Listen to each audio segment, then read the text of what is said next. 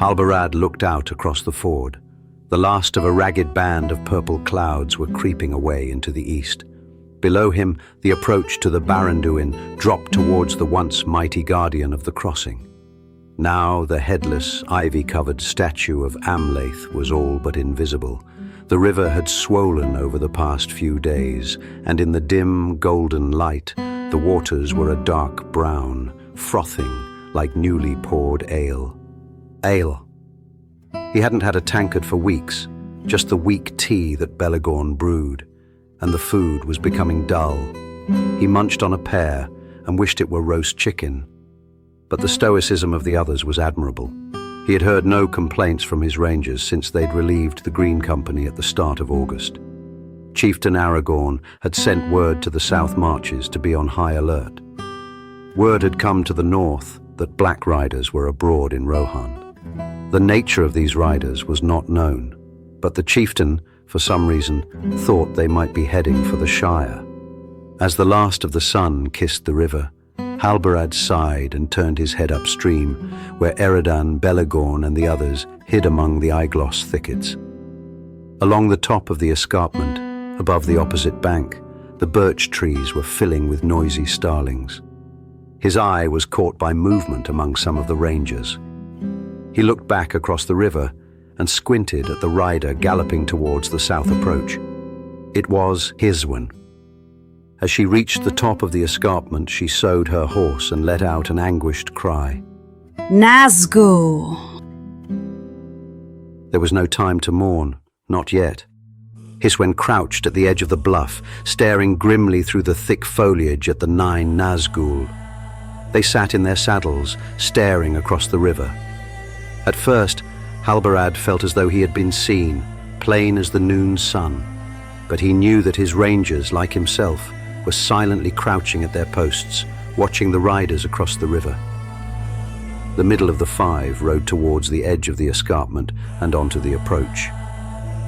As the other Nazgûl followed, one of the company sprang up from his post a dozen yards downstream. He scurried through the thicket towards the horses. Halbarad looked back at the riders. They were looking up at the top of the bluff. It was evident that the ranger's presence had been betrayed. He pushed himself up into a half-crouch and sent the riders a warning shot. The arrow whipped over their heads and was lost in the bushes, and then another dart whistled across the water. It found its target in the folds of the black robes of one of the riders. Halbarad looked around at the rangers, trying to find the culprit. Hiswen was sitting back on her haunches, her bow in her lap. Halbarad mimicked the call of a corncrake. He used it as his order to cease and desist. He caught Hiswen's eye and glared at her. What was wrong with them? The Grey Company was a tight band of highly trained warriors. He looked back across the river as the Nazgûl was pulling the arrow from its chest. Another ranger sprang up from his hiding place. The Witch King has returned to Arthedain! He ran off towards the horses. It was a strange feeling, but Halbarad knew he was right. The Nazgûl that pulled an arrow from its chest and tossed it to the ground with disdain was no other than the Black Captain. 2 more rangers broke cover and followed the others, panicking along the bank. Rangers of the Grey Company! Cried Halbarad. Hold your ground! But only some of the rangers heeded his order. He turned back to the sound of churning water. The black horses were now prancing across the ford. Before he could draw his bow, the last of them was trotting onto the approach and turning past Amlath. The horses! Halbarad yelled. Aim for the horses! The 24 remaining rangers leveled their bows, but as the riders reached the top of the bank, the terror took hold.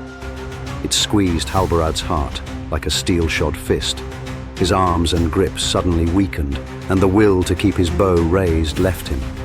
In its place came an overwhelming need to run for his horse. The others felt the same fear, it seemed. He saw Hiswen shaking with terror as her arrow flew wild. She lowered her bow and fled from the advancing Nazgûl. Halbarad followed her away from the river. Away, Rangers! Away! He sprinted towards the road and the tethered horses. Hiswen was already in her saddle as Halbarad and Belagorn reached their own steeds. As the last of the rangers mounted, the Witch King led 5 of the other Nazgul, their swords drawn, charging at them. Spread out! Cried Halbarad. The Nazgul were galloping after the retreating rangers. Belagorn rode north along the road with another ranger. Halbarad tried to turn his horse, but she was too scared to move. He stroked her neck, and she calmed a little. Eredon, to me! He cried as he drew his sword. As Eredon drew alongside him, the Witch King gained on Belagorn with unnatural speed and ferocity. The Nazgul's terrible sword flashed dully in the twilight. It seemed to arc with a power all its own. Halbarad saw Belagorn turn his horse away, just as another ranger's head left his body. The Witch King and another Nazgul sped after the other retreating rangers, hacking as they went. These 3! Eredon blurted, and Halbarad turned his horse on the 3 remaining Nazgul. They were sitting in their saddles, their swords drawn, staring. Then Halbarad felt his horse relax under him. She shook her head as she found the courage to walk forward. As the 3 Nazgul squared on the rangers, Belagorn rode past, followed by another. Ivorwen! The 3 Nazgul turned back towards the ford. Belagorn! Halbarad's horse leaped forward at his command as Eredon chased after the others. The steeds of the Nazgul cantered down the approach and across the ford, and the rangers followed. Halbarad's horse, along with the others, waded across the Baranduin as the Nazgul climbed the far approach. When the rangers paused at the top of the escarpment, Ivorwen stood on her stirrups, pointing across the heath to the east of the road. There! Halbarad turned to his lieutenant. Eredon! Ride to Bree. Chieftain Aragorn must know of this. Aye, Captain. Eredon took his horse north along the river. Gwaina was a swift and enduring mare. She would take her master to Bree. Halbarad looked back across the ford for Hiswen and the rest of his rangers, but they could not be seen. And so, the Grey Company was broken. The guard they had kept on the Shire for 17 years had failed.